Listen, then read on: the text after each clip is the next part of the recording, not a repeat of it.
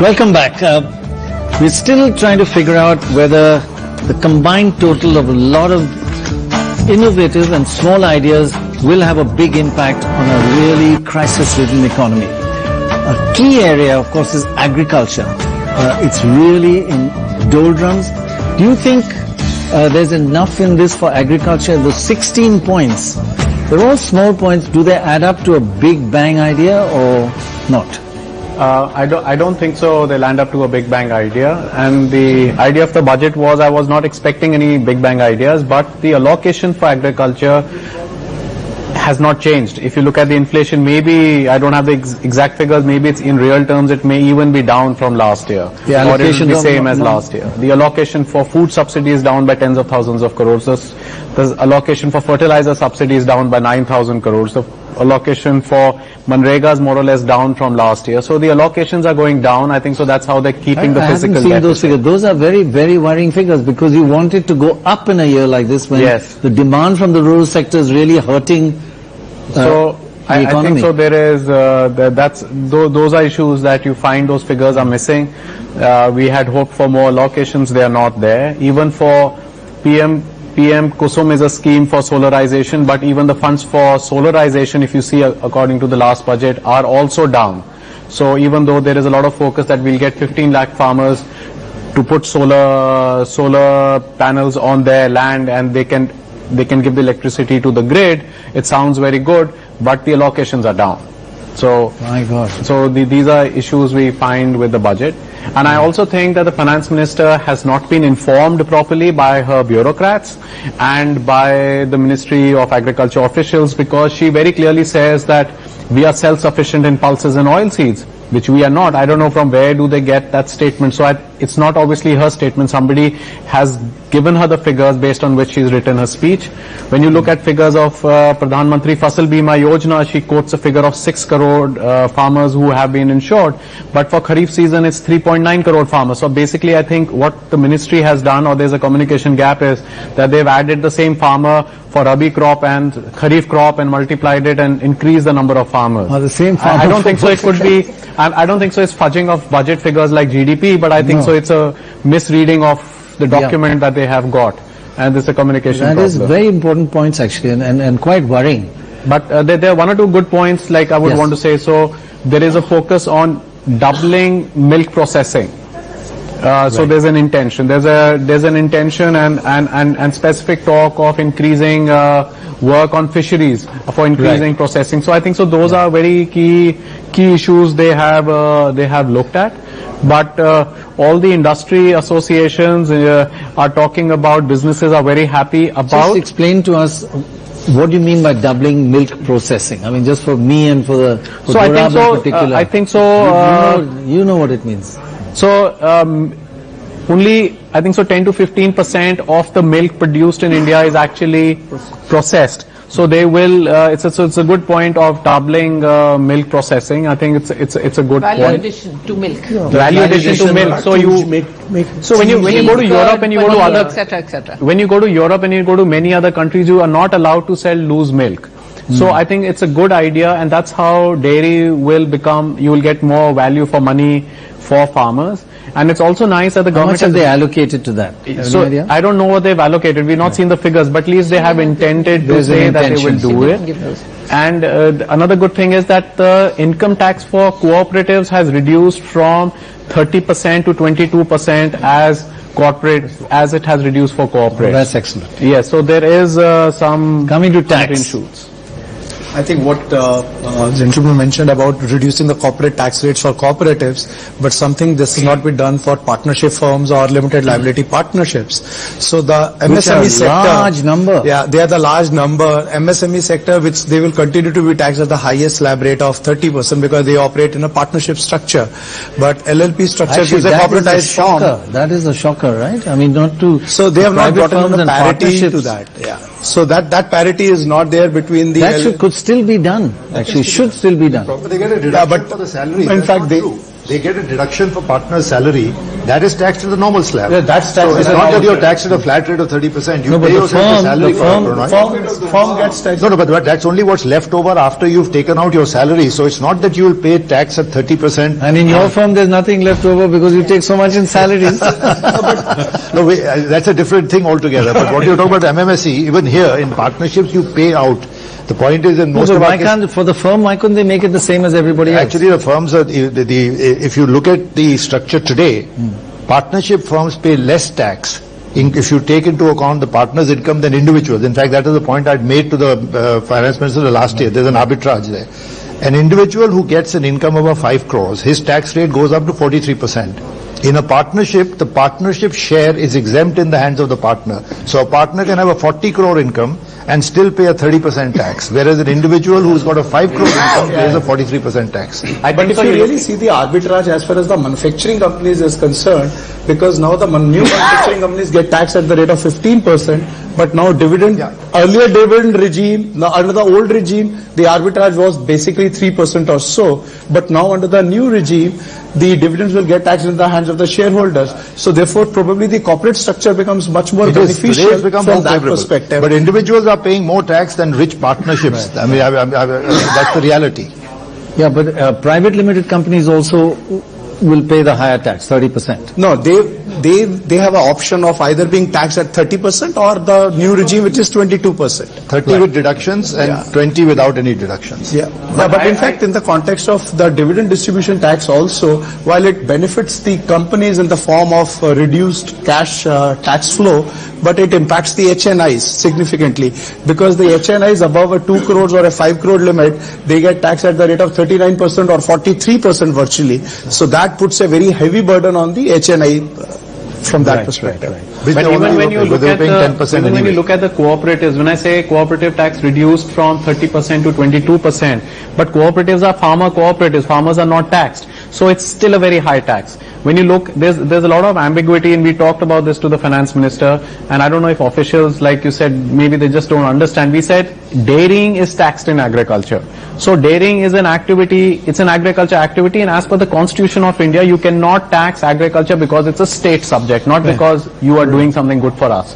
But so dairying is now taxed. So we said, why don't you clarify that dairy farmers is also agriculture, but dairy farmers are also being taxed at the highest tax slab if you have that That income. seems very unfair, yes. So it's not only unfair, but that's where the ease of doing business needs to come from, not about bigger things. I think so you got to tackle the small things, and then really things start moving. So if you want to increase processing, like if you want to double processing of milk, you got to take out dairying, and you got to clarify that dairy farmers are not included in dairying. Because so they're part of those things agriculture. fine print is One of the required. areas that seemed to be a big bang idea was LIC going for a listing. And isn't that a positive? Of course, it's a positive to the extent that it will get some hard cash reasonably easily into the pockets of the union government. But after LIC, I want to speak about infrastructure also. Of course, yes. The issue that I was thinking about the moment I heard that on TV was that over decades, LIC has been used as a convenient carpet under which to sweep a huge number of transactions that were desired by the government of India. By all governments, yeah. But to You clean just up, make a phone call and say, to clean up its books. Right. So the issue is when it starts the process of listing, and all this stuff then comes up transparently to SEBI and to the public at large in the prospectus. Either they'll have to clean up a lot of that before they go, or much of that will become public and may actually depress the price. so you mean, just to be clear, that over the years they've invested in fairly dud things and a lot of loss-making public sector units. LIC just buy it. LIC And all that will now become public. Correct. Obviously, because they're doing an Yes, IPO. so I suspect That that is a worrying point. it is, and therefore it will take some time. I would suspect that the government will do a cleanup operation. But that's going to cost a lot. It will, and therefore then it will have to find many LICs in which to park. Move it from LIC Yeah, and to... clean up LIC and then sell it and get some lucre back into the budget So they move mainstream. from LIC to State Bank, and then when Something State will have Bank to be goes- done because it is true that there's stuff, It's a very, very important point. That may Actually. already be doing a mark to market. In the balance sheets in today's NDS regime, which is, you have to anyway mark to market. Yeah, So but they you know, may have written off a lot of you these do out in that, any but, case. But the way, in the granular detail of mark to market is that auditors gloss over it. So you can claim that you're mark to market, but you may not have. Right. But anyway. But overall, since you really specialize in infrastructure, and that seems to be the area which people wanted the most expenditure because the multiplier is higher. India needs infrastructure, needs demand. So let me step back. See, I think the concern pre-budget, all the discussions that we've had in your media and everywhere else, is that this is a rather seriously challenging year where after a long time the Indian economy has gone into a downward spiral, and it's a vicious cycle of downward Yes. momentum, right? And therefore, the broad thinking was it required a sledgehammer to convert a downward spiraling vicious circle into a virtuous cycle. Right. What would that sledgehammer be? And there were really two thoughts. Forget monetary policy. There's either structural reforms which are medium or long term, or fiscal. Evidently, it's fiscal that we're talking about today in the union budget. There, the options before macroeconomists was very simple. Either you choose the macroeconomic path of consumption-led revival, which is slash income taxes, double direct benefit transfers, instead of $6,000 in the accounts of the, you make it Farmers. 12, make it 20, Yeah. universal basic income, DBT. These were the clutch of issues that Right. would have raised consumption driven. Just to simplify it for all of us, is you put money in the hands of the the poor, common man. the farmers, common man, and they will spend a lot of it because And that will lead to. Now, this path, so now that the budget announcements are over and we look at what path has been followed, it is clearly an investment-driven path, which is in sync with what the Chief Economic Advisor has advocated in both the economic policies, the last one and the current one, that the virtuous cycle has to be revived with a sledgehammer on the investment-led growth. So this budget has chosen it. So therefore, the investment-led growth very clearly is not manufacturing, is not labor intensive. Those are wishful thinking. It's infrastructure where you just start doubling the roads and the electricity and the water and the pipes. Right. Understood. So the question is, the allocations are not irrational.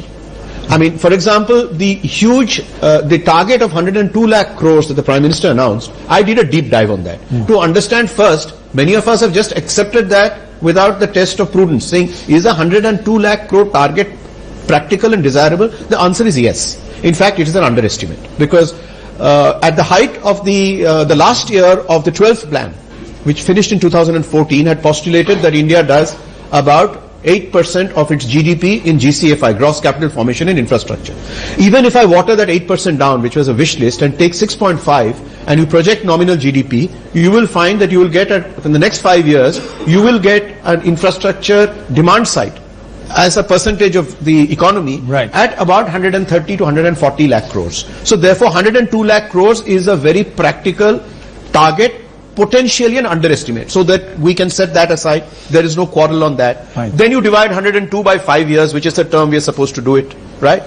You will get 20 lakh crores per annum, right? Now, let's assume it's not even 5 years, it's 6 years, because we are not going to do 5 trillion. So let's even look at a simplistic figure of 16 to 17 lakh crores of infrastructure spend that this country requires at the basic minimum, right? Right. So the national infrastructure pipeline, as was spoken about in this budget and finds great mention in the economic survey also, postulates that that is the infrastructure agenda, and that's going to lead us to 102 lakh crores. And 16 lakh in the next 5 years, 16, 18, 20, 22, 24, you'll get a weighted average of 20, you'll get an average of 20, and therefore 100 lakh crores. Right. So,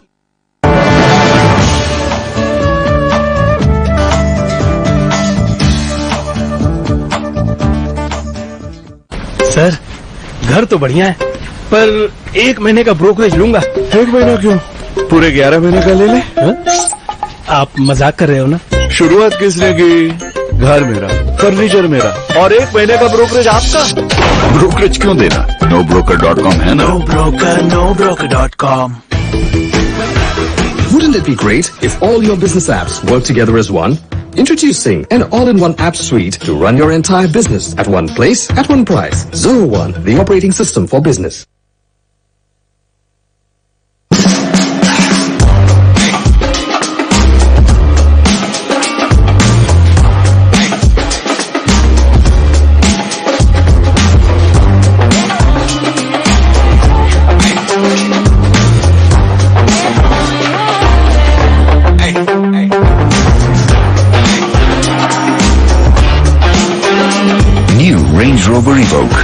power of distraction.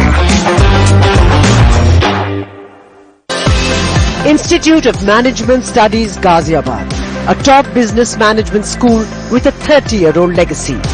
Awarded the best campus for industry-oriented management education in Asia Pacific by ASSOCHAM. This is a legacy brand B school. Watch what this top-notch B school in North India has to offer. Tomorrow at 6:30 p.m. only on NDTV 24/7. Multani कोका, cough syrup, तुलसी, वसा, यस्ती मधु, पिपली के गुणों से भरपूर जो खांसी पर करे तुरंत असर, ताकि बदलते मौसम के साथ आप न बदलें। तब शाम तुलसी सस्ती थी, अब दिन भी सहमे रहते हैं, तब खाक से खुशबू उड़ती थी, अब जहर हवा में घुलते हैं। अब और नहीं, अब और नहीं, उठो के दिल्ली से सख्ती है, उठो के दिल्ली बिलखती है। दिल्ली, दिल्ली के कल से खेल रहे जो उनको सबक सिखाना है, फिर से दिल्ली सजाना है, फिर से कांग्रेस को लाना है। सीने में धड़कती है दिल्ली, रग रग रग रग रग रग रग में कांग्रेस को वोट दे। बैंक्स है, मॉल्स, स्कूल्स, रेस्टोरेंट्स और बार अच्छा बार Housing.com के नेबरहुड मैप व्यू से जाने घर के आसपास की सारी इंफॉर्मेशन। घर ढूंढना कोई इनसे सीखे। The gold standard is more than a benchmark. It's the inspiration behind the finest detail. Performance that keeps raising the bar. Safety that's nothing short of 5 stars.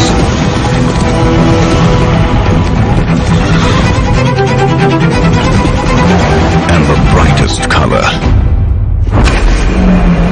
of perfection. The gold standard in premium hatchbacks is here, and it welcomes you with wings wide open. Altroz, the gold standard, India's safest car. Wouldn't it be great if all your business apps work together as one? Introducing an all-in-one app suite to run your entire business at one place, at one price. Zero One, the operating system for business.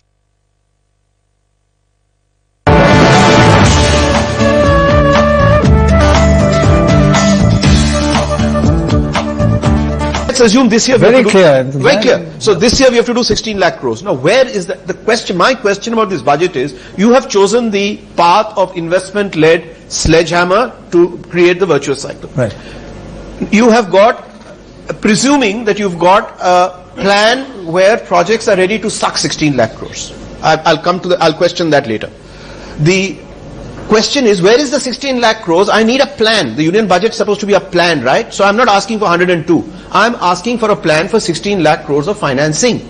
Again, pre-budget, some of the deep dive analysis that I've done, including with Vidisha and the CI research thing, is that between the central union government budget was 4,41,000 crores last year. So this year I haven't added up the total of all the ministries, but it's likely to be about 6 lakh crores from what I've seen. Then you add another 5 lakh crores from the states, add another 1 lakh crores from World Bank, ADB, JICA, you will get 12 lakh crores. There's a 4 to 5 lakh minimum funding gap in the financing of a 16 to 17 lakh crore infrastructure spend in the budget, which is a question that has got unanswered as of now till the budget. That is my sovereign funds. Sorry. Well, all that your sovereign wealth funds, she said, have been given that tax break with a view to investing in NIIF and IIFCL to leverage their balance sheets, which she said they can take up to 1 lakh crore by allocating some 22,000 crores from the budget. So she's spoken about 1 lakh crore. I'm talking about a deficit of 6 to 7 lakh crores, right? So look at the people who invest in infrastructure. The domestic corporates are not going to be investing in infrastructure. PPP is out. Nobody's putting balance sheet money into infrastructure. At most, you'll get EPC. Why? Because they don't get paid. No, that's for EPC. But even for the old power and the things, nobody's putting PPP money, personal balance sheet money into infrastructure projects. So Indian corporates are out, so no PPP.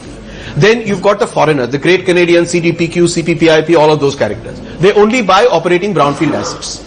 So they don't invest in new greenfield projects, the ones that create jobs or create demand for steel or cement. They are very comfortable in annuity incomes of proven road projects, TOT, running power plant, etc., or an airport, etc. Already in office. So that's called operating brownfield projects. So no new projects are created by and large by these guys. the commercial banking system has withdrawn from infrastructure financing, and there's no infra NBFC left, right? After IDFC and ILFS. So there is an acute shortage of capital to meet the fundamental objective of this budget of a sledgehammer on public investment in infrastructure out of the blues. Where, very worrying. So actually, yeah. where is that gap? Taking that gap and taking that bull by the horns is a big unanswered question mark elephant in the room so far as this year's budget is concerned. So just for the viewers, a simple 20-word summary of what you've said. That the strategy to revive the economy by infrastructure spend has been articulated from the demand side, but the confidence to finance it is not there yet. How about debt though? Look, if you require, even debt has to come from somewhere for a greenfield project, right? From foreign markets.